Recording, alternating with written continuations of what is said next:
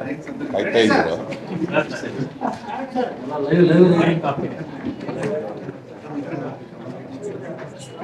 ನಾನು ಹಾಕಿದ್ದಂತ writ petition ಮೇಲೆ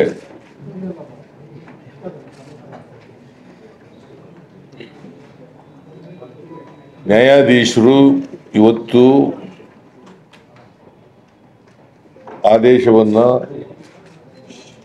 ನೀಡಿದ್ದಾರೆ. ನಾನು ರಾಜ್ಯಪಾಲರು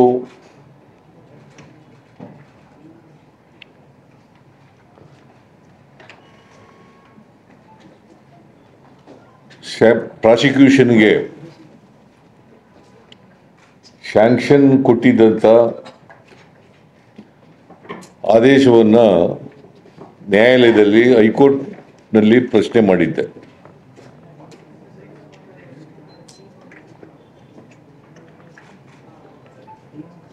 ಅದರ ಮೇಲೆ ಆರ್ಗ್ಯುಮೆಂಟ್ಗಳು ನಡೆದು, ಪರ ವಿರೋಧವಾದಂಥ ಆರ್ಗ್ಯುಮೆಂಟ್ಗಳು ನಡೆದು ಆದೇಶವನ್ನ ನಾನು ಕೂಡ ಮಾಧ್ಯಮಗಳ ಮೂಲಕ ನೋಡಿದ್ದೇನೆ. ಪೂರ್ಣ ಜಡ್ಜ್ಮೆಂಟ್ ಅನ್ನ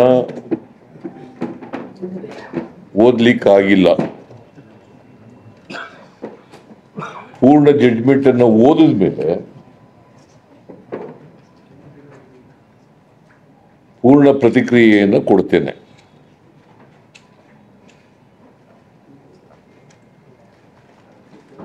ರಾಜ್ಯಪಾಲರು ಬಹಳ ಮುಖ್ಯವಾಗಿ ದೂರುದಾರರ ದೂರಿನ ಮೇಲೆ 17A 218 BNSS ಹೊಸ ಕ್ರಿಮಿನಲ್ ಪ್ರೊಸೀಜರ್ ಕೋಡ್ ಮತ್ತು 19 PC ಆಕ್ಟ್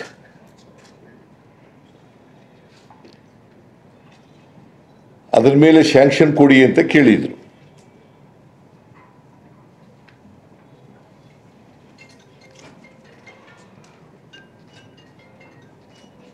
ನ್ಯಾಯಾಲಯ ಅಂದ್ರೆ ಹೈಕೋರ್ಟ್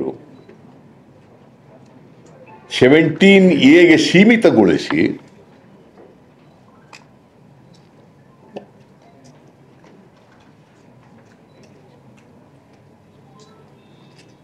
218 ಸೆಕ್ಷನ್ 218 BNSS ಯಾಕಂದ್ರೆ 19 PC ಆಕ್ಟ್ನ ಅವರೇ ರಾಜ್ಯಪಾಲರೇ ತಿರಸ್ಕರಿಸಿದ್ರು.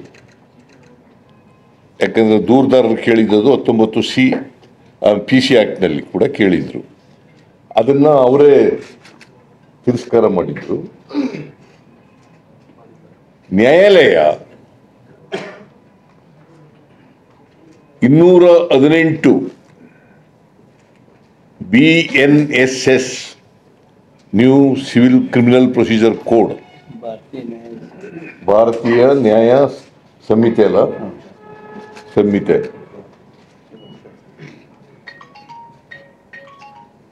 ಅದನ್ನು ಸಂಪೂರ್ಣ ತಿರಸ್ಕಾರ ಮಾಡಿದ್ದಾರೆ.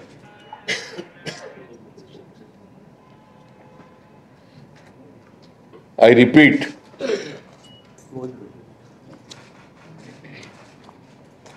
the order is read to be restrictive to an approval under section 17A of the Act and not an order granting sanction to 18 of BNSS. ಗೊತ್ತಾಯ್ತಲ್ಲ ನಿಮಗೆ?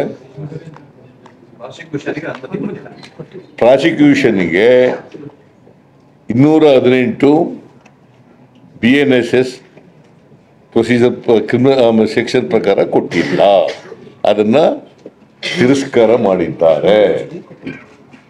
17A PC ಆಕ್ಟ್ ಪ್ರಕಾರ ಮಾಡಿದ್ದಾರೆ, ಅದನ್ನ ಇನ್ವೆಸ್ಟಿಗೇಷನ್ಗೆ ಕೊಟ್ಟಿದ್ದಾರೆ.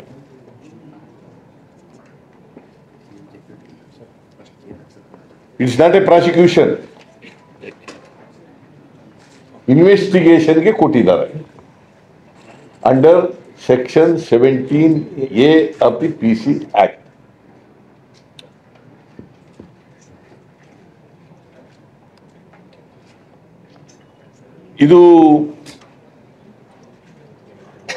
ಇದರ ಮೇಲೆ ಯಾವ ರೀತಿ ಹೋರಾಟ ಮಾಡಬೇಕು ಅಂತೇಳಿ ಕಾನೂನು ತಜ್ಞರ ಜೊತೆ ಚರ್ಚೆ ಮಾಡ್ತಿದ್ದೆ. ಕಾನೂನು ತಜ್ಞರ ಜೊತೆ ಚರ್ಚೆ ಮಾಡಿ ಮುಂದಿನ ಕ್ರಮವನ್ನು ನಿರ್ಧಾರ ಮಾಡ್ತೀವಿ. ನಾನು ನಮ್ಮ ಎಲ್ಲ ಮಂತ್ರಿಗಳು ಮತ್ತೆ PCC ಅಧ್ಯಕ್ಷರು ನಾವೆಲ್ಲರೂ ಕೂಡ ಚರ್ಚೆ ಮಾಡಿ ತೀರ್ಮಾನ ಮಾಡ್ತೀವಿ. ಕಾನೂನು ತಜ್ಞರ ಜೊತೆ ಕೂಡ ಚರ್ಚೆ ಮಾಡಿ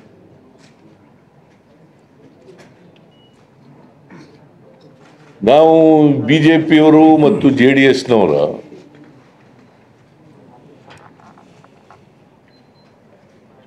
ಈ ಕಾನ್ಸ್ಪಿರಸಿಗೆ ಎದುರ್ಕೊಳ್ಳಲ್ಲ. ನಾನು ಯಾವತ್ತೂ ಇವ್ರ ಸಂಚು, ಒಳ ಸಂಚು, ರಾಜಭವನ ದುರುಪಯೋಗ, ದುರ್ಬಳಕೆ ಇದಕ್ಕೆಲ್ಲ ಎದುರ್ಕೊಳ್ಳಲ್ಲ ನಾನು. ಯಾಕಂದ್ರೆ ಕರ್ನಾಟಕದ ಜನ ನಮ್ಮ ಪಾರ್ಟಿ ಮತ್ತು ನಮ್ಮ ಜೊತೆಯಲ್ಲಿ ಇದ್ದಾರೆ. ಜನರ ಆಶೀರ್ವಾದ ನಮ್ಮ ಮೇಲಿದೆ. ನನ್ನ ಜೊತೆಯಲ್ಲಿ ನಮ್ಮ ಎಲ್ಲ ಮಿನಿಸ್ಟ್ರಿಗಳು including the deputy chief minister, MLAಗಳು, ಪಾರ್ಟಿ ಮುಖಂಡರುಗಳು, ಪಾರ್ಟಿ ಕಾರ್ಯಕರ್ತರು ಮತ್ತೆ ಹೈಕಮಾಂಡ್ ಎಲ್ಲರೂ ಕೂಡ ನನ್ನ ಜೊತೆ ಇದ್ದಾರೆ. ಮತ್ತೆ ಕಾನೂನು ಹೋರಾಟ ಮುಂದುವರಿಸಲಿಕ್ಕೆ ಎಲ್ಲ ರೀತಿಯ ಸಹಕಾರವನ್ನು ಹೈಕಮಾಂಡ್ ಕೊಡ್ತಾರೆ.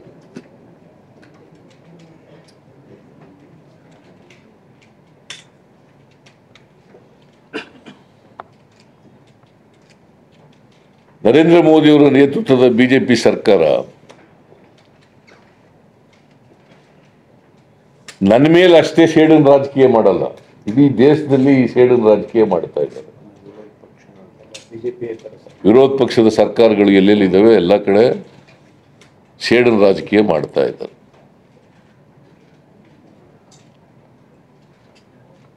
ದೇಶದಲ್ಲಿ ತುಂಬಾ. ಯಾಕಂತಂದ್ರೆ ಭಾರತೀಯ ಜನತಾ ಪಕ್ಷದವರು ಮತ್ತೆ JDSನವರು ಯಾವತ್ತೂ ಕೂಡ ಅವ್ರ ಸ್ವಂತ ಶಕ್ತಿ ಮೇಲೆ ಅಧಿಕಾರಕ್ಕೆ ಬಂದಿಲ್ಲ. 2008ರಲ್ಲೂ ಬಂದಿಲ್ಲ, 2018ರಲ್ಲೂ ಬಂದಿಲ್ಲ. ಮೊನ್ನೆ ನಡೆದಂಥ ಚುನಾವಣೆಯಲ್ಲಿ ಕೂಡ ಹೀನಾಯವಾಗಿ ಸೋತಿದ್ದಾರೆ ಅಸೆಂಬ್ಲಿ ಚುನಾವಣೆ. ಯಾಕಂತಂದ್ರೆ ಅವರು ಯಾವಾಗಲೂ ಅಧಿಕಾರಕ್ಕೆ ಬಂದಿರೋದು ಹಿಂಬಾಗಲಿನಿಂದ, ಹಣಬಲದಿಂದ, ಆಪರೇಷನ್ ಕಮಲ ಮಾಡೋದ್ರ ಮೂಲಕ ಅಧಿಕಾರಕ್ಕೆ ಬಂದಿದ್ದಾರೆ. They never came to power on the mandate of the people of Karnataka, both BJP and JDS.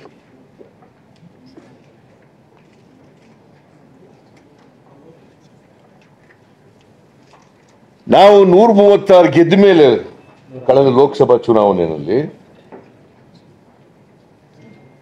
ಅವ್ರಿಗೆ ಆಪರೇಷನ್ ಕಮಲ ಮಾಡಕ್ಕಾಗಲ್ಲ, ಪ್ರಯತ್ನ ಮಾಡಿದ್ರು.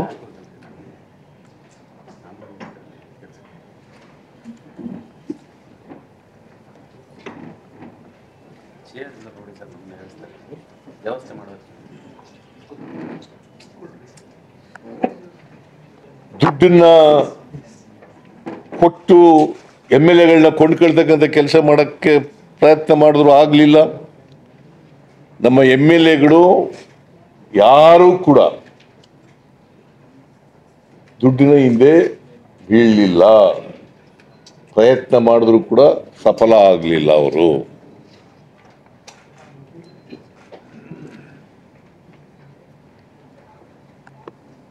ಸೊ ಅದಕ್ಕೋಸ್ಕರ ನಮ್ಮ ಎಲ್ಲ ಬಡವರ ಪರವಾದಂಥ ನಮ್ಮ ಕಾರ್ಯಕ್ರಮಗಳನ್ನು ವಿರೋಧ ಮಾಡಿದ್ರು. ಹಿಂದೇನು ವಿರೋಧ ಮಾಡಿದ್ರು 2018ರಿಂದ 13ರಿಂದ 18ರವರೆಗೆ ಮತ್ತೆ ವಿರೋಧ ಮಾಡ್ತಾ ಇದ್ದಾರೆ. ನಮ್ಮ ಗ್ಯಾರಂಟಿ ಯೋಜನೆಗಳನ್ನು ವಿರೋಧ ಮಾಡಿದ್ರು. ಅನ್ನಭಾಗ್ಯ, ಕ್ಷೀರಭಾಗ್ಯ, ಕ್ಷೀರಧಾರೆ, ಇಂದಿರಾ ಕ್ಯಾಂಟೀನು, ಕೃಷಿ ಭಾಗ್ಯ, ಮೈತ್ರಿ, ಮನಸ್ವಿನಿ, ಶೂ ಭಾಗ್ಯ, ಶಾದಿ ಭಾಗ್ಯ, ಪಶು ಭಾಗ್ಯ, ಎಲ್ಲನೂ ವಿರೋಧ ಮಾಡಿದ್ರು. ಈಗಲೂ ಗ್ಯಾರಂಟಿ ಯೋಜನೆಗಳನ್ನ ಶಕ್ತಿ, ಗೃಹಲಕ್ಷ್ಮಿ, ಗೃಹ ಯೋಜನೆ, ಅನ್ನ ಭಾಗ್ಯ, ಯುವ ನಿಧಿ ಎಲ್ಲನೂ ವಿರೋಧ ಮಾಡಿದ್ರು. ಅವರು ಸಾಮಾಜಿಕ ನ್ಯಾಯಕ್ಕೆ ಮತ್ತು ಬಡವರಿಗೆ ವಿರುದ್ಧವಾಗಿರ್ತಕ್ಕಂಥವ್ರು ಬಿಜೆಪಿಯವರು.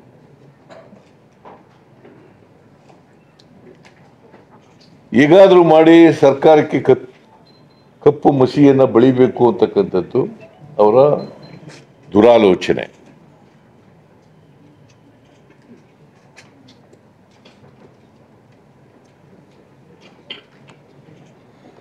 ನಾನು ಎಲ್ಲ ಜಡ್ಜ್ಮೆಂಟ್ ಎಲ್ಲ ಪೂರ ಓದಿದ ಮೇಲೆ ಮತ್ತೆ ಇನ್ನೂ ಹೆಚ್ಚು ರಿಯಾಕ್ಟ್ ಮಾಡ್ತೀನಿ. ಯಾಕಂದ್ರೆ ನಾವು ಓದಿಲ್ಲ, ಜಡ್ಜ್ಮೆಂಟ್ ಓದಿಲ್ಲ ಪೂರ. 197-8 ಪೇಜ್ ಇದೆ. ಕಾಪಿ ಸಿಕ್ಕಿದೆ, ಬಟ್ ಓದಕ್ಕಾಗಿಲ್ಲ. ತಾಳ್ರಿ, ನೀವು ಇನ್ನೂ ಹಾಕಿ ಅಷ್ಟೊಂದು ಆತರ ಮಾಡ್ತೀರಿ. ಓದಿಲ್ಲ ಅಂತ ಹೇಳ್ದೆ ಅಷ್ಟೇ. ನಾನು ನಿಲ್ಲಿಸ್ಬಿಟ್ಟಿದ್ದೀನ ಮಾತ.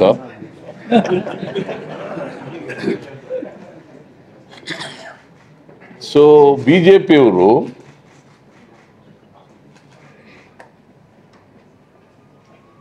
ಇಡೀ ದೇಶದಲ್ಲಿ ಮಾಡಿದ ರೀತಿನಲ್ಲೇ ಕರ್ನಾಟಕದಲ್ಲೂ ಕೂಡ ಕಾಂಗ್ರೆಸ್ ಸರ್ಕಾರವನ್ನು ಅಲುಗಾಡಿಸ್ಬೇಕು, ಕಪ್ಪು ಮಸಿ ಬೆಳೀಬೇಕು,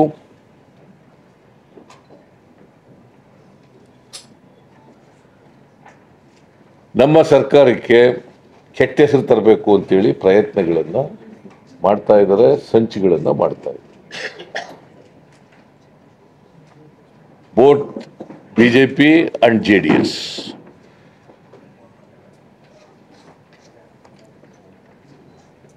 both BJP and JDS.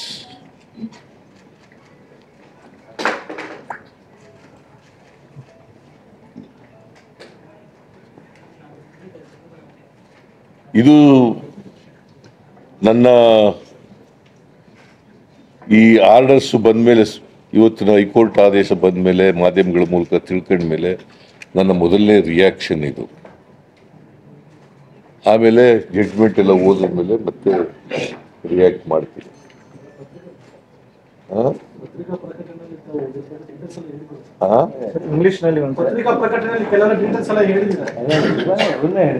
ಇದನ್ನೇ ಹೇಳಿರೋದು. ಇಂಗ್ಲಿಷ್ ನಲ್ಲಿ today the high court passed an order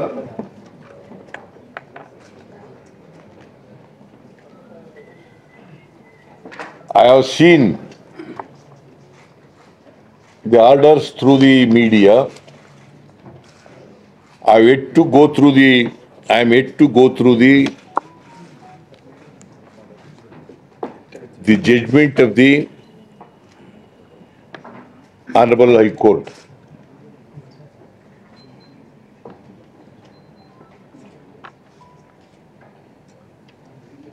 After going through the judgment,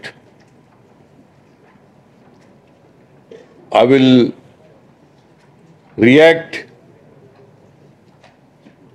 to the judgment both legally and politically.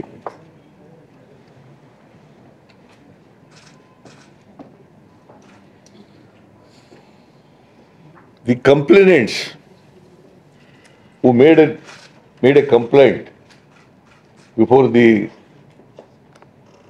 Honorable Governor that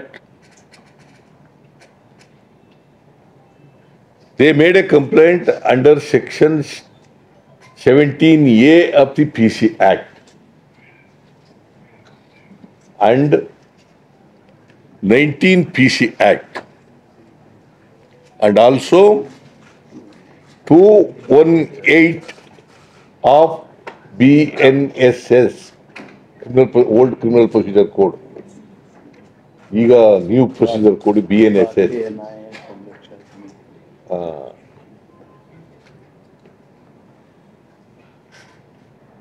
The Honorable High Court said inquiry may be conducted under Section 17A of the PC Act. And they rejected another prayer made by the complainant that prosecution is to be sanctioned under Section 218 and 19 PC Act. 19 PC Act has been rejected by the Honorable Governor before he gives the order.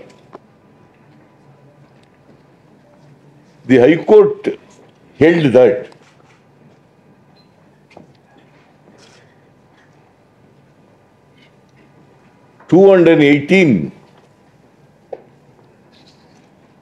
the prosecution under 218 is totally rejected.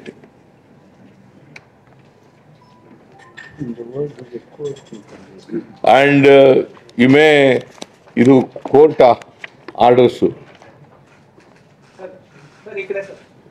Court orders. ಏನಂತ ಹೇಳಿದ್ದಾರೆ ಅಂದ್ರೆ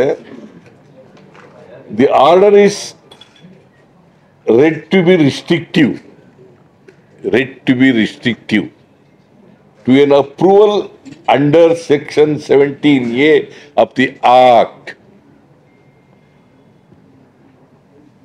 and not an order granting Section 218 of BNSS. Shall I repeat again? You got it?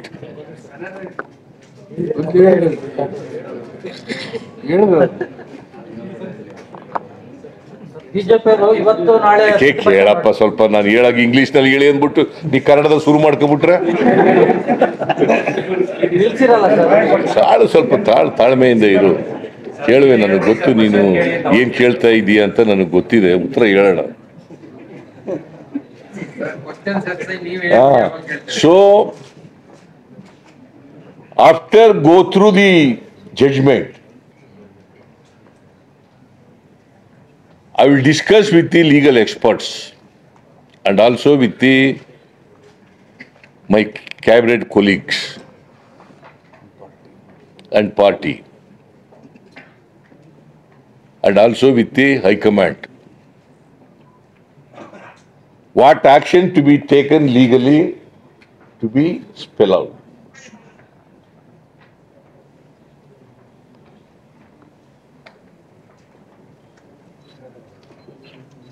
So BJP is trying to dislodge our government through money power and also through Operation Kamala, but they could not succeed.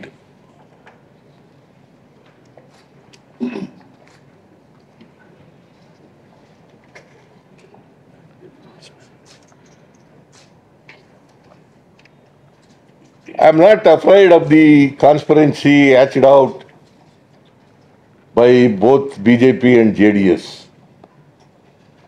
because people of Karnataka are with our party, are with me, and also with our government.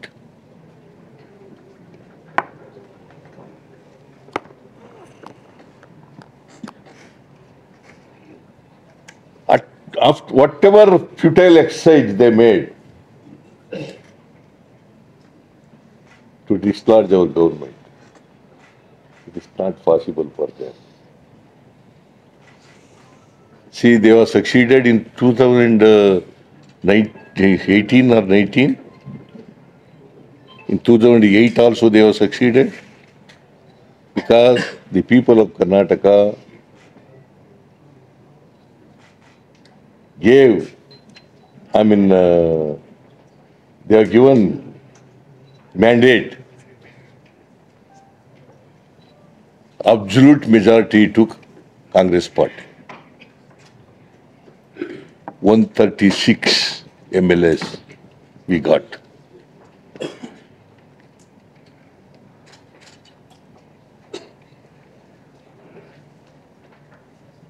So BJP is always against social justice and programs of the poor people of the society, because they opposed in our previous regime all our poor programs, welfare measures that we have undertook. Now also they are opposing all 5 guarantees.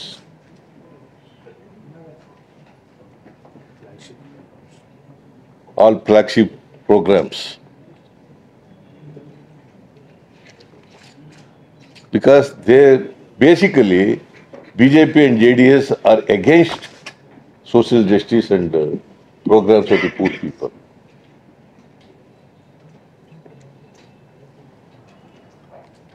It is not only they have tried in Karnataka,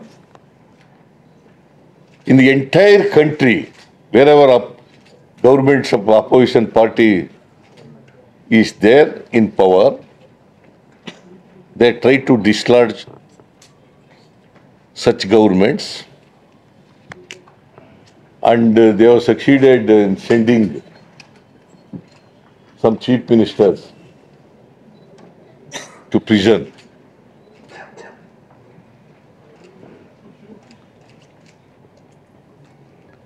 So it is not possible in Karnataka, because people are standing with us like a rock,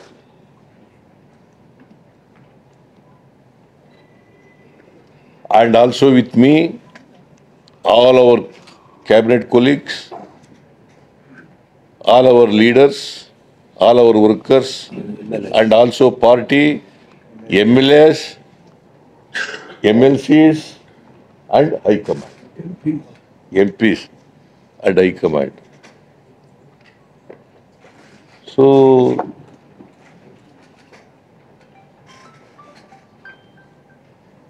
these are the first reaction today, and my colleagues are here. Please, you can ask questions.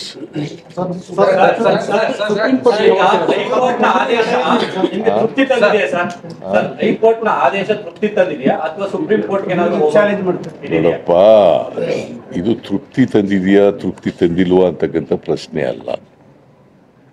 ನಾವು ಗವರ್ನರ್ನ ಆದೇಶವನ್ನ prosecution ಕೊಡೋದನ್ನು challenge ಮಾಡಿದ್ವಿ.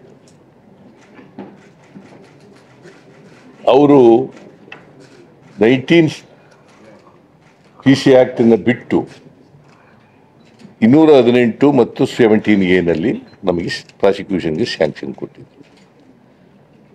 ಅವರು 17A ಮಾತ್ರ enquiry ಮಾಡಿ ಅಂತ ಹೇಳಿ 218 PC act ಅನ್ನ ಅದನ್ನ ರಿಜೆಕ್ಟ್ ಮಾಡಿದ್ದಾರೆ. ಗೊತ್ತಾಯ್ತಾ? ನಾನು ಅದಕ್ಕೆ ನೋಡಿ, ಈಗ it's not A question of satisfaction or dissatisfaction. It's a legal fight. I will discuss with the legal experts and come back to you. Supreme Court ನೋಡಪ್ಪ, ನಾನು ಹೇಳಿದ್ನಲ್ಲ, see, I am very, very categorical. I will discuss with the legal experts what action to be taken legally, and it is after only discussing with the legal experts. facts. ಇದುವರೆಗೆ ನೀವು ಹೇಳ್ತಾ ಇದ್ರಿ ನಮ್ದು ಯಾವ್ದು ತಪ್ಪಿಲ್ಲ ಅಂತ ಹೇಳ್ತಾ ಇದ್ರಿ. ಈಗ ತನಿಖೆಗೆ ಅನುಮತಿ ಕೊಟ್ಟಿರುವಂತದ್ದು ಒಂದ್ ರೀತಿ ನಿಮ್ಮ ಈಗಲೂ ನನ್ನ ಪ್ರಕಾರ ತಪ್ಪು ಮಾಡಿಲ್ಲ, ಗೊತ್ತಾಯ್ತಾ? ಆದೇಶ ಕೊಟ್ಬಿಟ್ಟು ಆದೇಶ 17A ಮಾಡಿ ಅಂತ ಹೇಳಿದ ತಕ್ಷಣ ಎಂಕ್ವೈರಿ ಮಾಡಿ ಅಂದ ತಕ್ಷಣ ತಪ್ಪು ಮಾಡಿದ್ದೀನಿ ಅಂತಲ್ಲ ಅದರ ಅರ್ಥ. ನ್ಯಾಯಾಲಯದಲ್ಲಿ ನಾನು ಅದಕ್ಕೆ ನ್ಯಾಯಾಧೀಶ ನಮ್ಮ ಲೀಗಲ್ ಎಕ್ಸ್ಪರ್ಟ್ಸ್ಗಳ ಜೊತೆ ಮಾತಾಡಿ ಏನ್ ಮಾಡ್ಬೇಕು ಮುಂದೆ. ಜಜ್ಮೆಂಟ್ ಅಲ್ಲಿ ಅನ್ಡೌಟೆಡ್ಲಿ ರಿಕ್ವೈರ್ ಅನ್ ಇನ್ವೆಸ್ಟಿಗೇಷನ್ ಅಂತ ಹೇಳಿದೆ.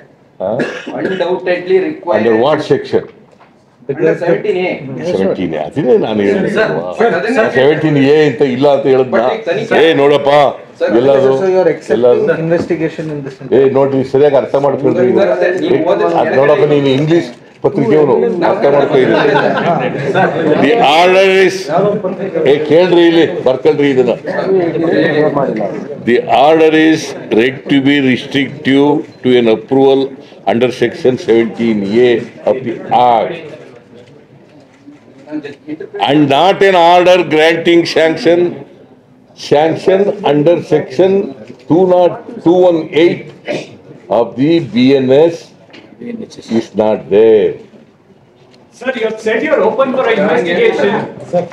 Would the state government order an investigation, or would you wait for what happens in the special court, sir? You have said you are open for an investigation. See, whatever court said, I have read it.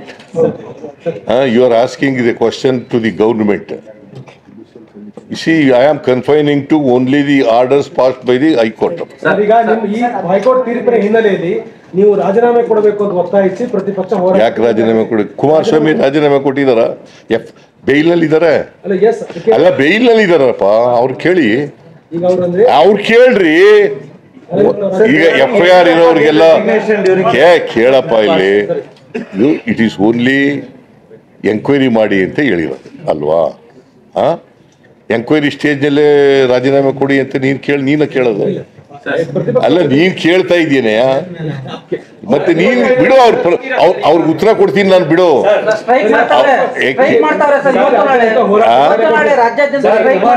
ಮಾಡ್ಲಿ, we will face them politically.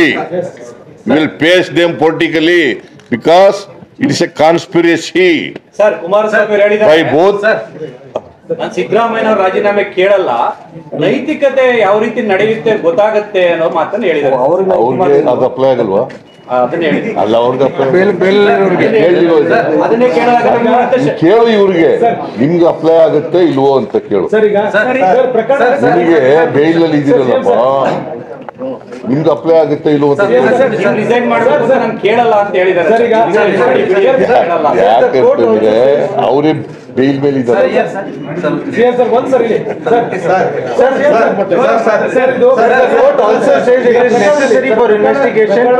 ಪ್ರಕರಣದ ಬಗ್ಗೆ ತನಿಖೆ ನಡೀತಿರುವಾಗ ಮುಖ್ಯಮಂತ್ರಿಗಳು ತಮ್ಮ ಸ್ಥಾನದಲ್ಲಿ ಮುಂದುವರಿ ಸೂಕ್ತವಲ್ಲ, ನೈತಿಕತೆಯ ವಿಚಾರವನ್ನು ಯಾರು ಸೂಕ್ತ ಅಲ್ಲ ಅಂತ ಹೇಳಿದವರು? ಕುಮಾರಸ್ವಾಮಿ ಹಂಗಾರಿ ಅವ್ರ ಗೌರ್ಮೆಂಟ್ ನಲ್ಲಿ ಕುಮಾರಸ್ವಾಮಿ ಇರೋದು ಅಲ್ಲ. ಆಯ್ತಪ್ಪ, ಅವ್ರು ಕೇಳ್ರಿ ನೋಡ್ರಿ. ಅವ್ರಿಗೆ ಕುಮಾರಸ್ವಾಮಿಗೆ ಬೇಲ್ ಮೇಲೆ ಇದಾರಲ್ಲಪ್ಪ, ಮಂತ್ರಿ ಆಗಿದ್ದಾರೆ ಕೇಂದ್ರದಲ್ಲಿ, ನಿಮ್ಮ ಸರ್ಕಾರದಲ್ಲೇ ನರೇಂದ್ರ ಮೋದಿ ಅವರ ಪ್ರೈಮ್ ಮಿನಿಸ್ಟರ್ ಆಗಿರೋ ಸರ್ಕಾರದಲ್ಲೇ ಇದಾರಲ್ಲ. ಅದನ್ನ ಕೇಳಿ ಅಂತ ಹೇಳಿ. ಅದನ್ನ ಕೇಳಿದ್ದೀರಾ ನೀವು? ಕೇಳಿಲ್ಲ ನೀನು. ಆಯ್ತು, ಇಲ್ಲ ಬಿಡ, ಆಯ್ತು ನೀನು. ಸರ್, ಈಗ ರಾಜ್ಯಪಾಲರು BNS ಆಕ್ಟ್ ಅಡಿಯಲ್ಲೂ ಕೂಡ ಕೇಳಿದ್ರು 218. ಆ ಮುಖಾಂತರ ರಾಜ್ಯಪಾಲರು ನೀವ್ ಹೇಳ್ತಾರಂತೆ ಸರ್ಕಾರದ ಸಂಚಿನ ಭಾಗವಾಗಿ ರಾಜ್ಯಪಾಲರಿಗೆ ಕೇವಲ ಅರ್ಧ ಜಯ ಮಾತ್ರ ಸಿಗ್ತಾ? 17PC ಆಕ್ಟ್ ಅಡಿ ತನಿಖೆಗೆ ಇಟ್ಟಿರೋದು. ನಾನು ಅರ್ಧ ಜಯ ಪೂರ್ಣ ಜಯ ಅಂತ ಹೇಳಕ್ ಹೋಗಲ್ಲ. ಕೋರ್ಟ್ನವರು ಏನ್ ಹೇಳಿದ್ದಾರೆ ಅಂತ ಅಷ್ಟು ಹೇಳಿದ್ದೀನಿ. ನಾನು ಪೂರ ಜಡ್ಜ್ಮೆಂಟ್ ಓದಿದ ಮೇಲೆ ಐ ವಿಲ್ ರಿಯಾಕ್ಟ್ ಅಂತ ಹೇಳಿ. I will react only after go through the entire judgement. ಈಗ ಇಟ್ ಈಸ್ ಓನ್ಲಿ ಮಾಧ್ಯಮದ ಮೂಲಕ ನಾನು ಓದ್ಕೊಂಡಿರೋದ್ರ ಮೇಲೆ ಅಷ್ಟೇ ಹೇಳಿದ್ದೀನಿ. ಅದಕ್ಕೆ ಇಷ್ಟೊಂದು ಪ್ರಶ್ನೆ ಕೇಳಬೇಕಾದ್ರೆ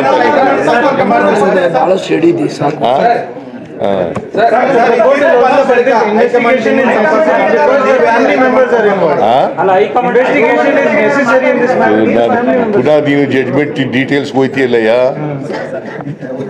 ಜಡ್ಜ್ಮೆಂಟ್ ನಲ್ಲಿ ಹೇಳಿ, ಕಾಪಿನಲ್ಲಿ ಹೇಳಿದಾರ ಹೇಳಿ. ಇಲ್ಲಿ ನಾನು ಈಗ ಜಡ್ಜ್ಮೆಂಟು ಪೂರ ಓದಿಲ್ಲ, ಜಡ್ಜ್ಮೆಂಟ್ ಅನ್ನು ಓದಕ್ ಹೋಗಿಲ್ಲ. ನೀವು ಮಾಧ್ಯಮಗಳಲ್ಲಿ ಏನೇನು ಬಿತ್ತರಿಸಿದ್ದೀರಿ ಆದೇಶದ ಬಗ್ಗೆ ಅಷ್ಟೇ ಓದ್ತಿದ್ದೀನಿ. ಅದೇ ಆಮೇಲೆ ಎಲ್ಲ ಓದಿದ ಮೇಲೆ ನಿಮಗೆ I will come back to you.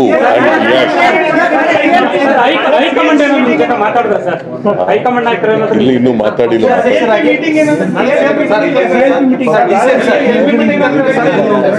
Party president ಆಗಿ ಸರ್, ಪಾರ್ಟಿ ಪ್ರೆಸಿಡೆಂಟ್ ಆಗಿ DCM ಈ ಪ್ರಕಾರ ನೋಡಿ, ನಾನೀಗಾಗಲೇ ಬೆಳಗ್ಗೆ ರಿಯಾಕ್ಟ್ ಮಾಡಿದ್ದೀನಿ, ಆಗಲೇ ಹೇಳಿದ್ದೀನಿ, ಇದು BJPಯವರು JDSನ ಕುತಂತ್ರ.